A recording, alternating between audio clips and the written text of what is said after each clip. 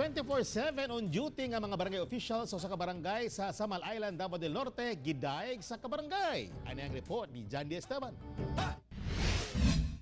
Doon na daw usa ka barangay dinhi sa Island Garden City of Samal nga inay Monday to Friday, Monday to Sunday ang ilahang pagpanarbaho o pagpanerbisyo ug dinhina sa barangay San Miguel. Tra ato sayron.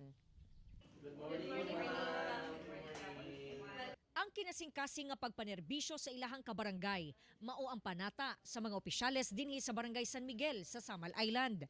Gani kada adlaw, lakip Sabado ug Domingo, nagatrabaho ang mga opisyales. Tuig 2017 nila kini gisugdan, subay sa mando sa DILG nga pirmi abli ang barangay hall aron daling maduulan sa tao. Timba ko og nay magkinahanglan labi na ng mga away panahon Sabado ug Domingo.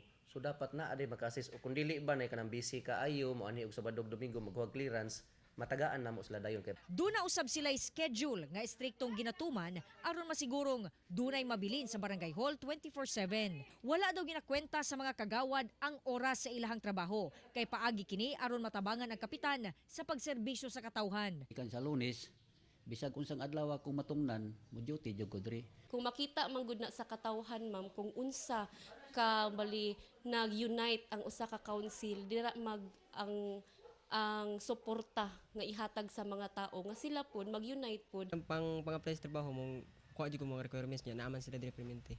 Anytime sila nga mo serbisyo og mga katawhan. Kaya kung mo bayad mig Sabado na amang sila. Sentro sa ilahang serbisyo ang pagtinabangay aron mahimong hapsay ug malinawon ang ilahang komunidad. Butang nga angay usab kapanaminan sa ubang barangay.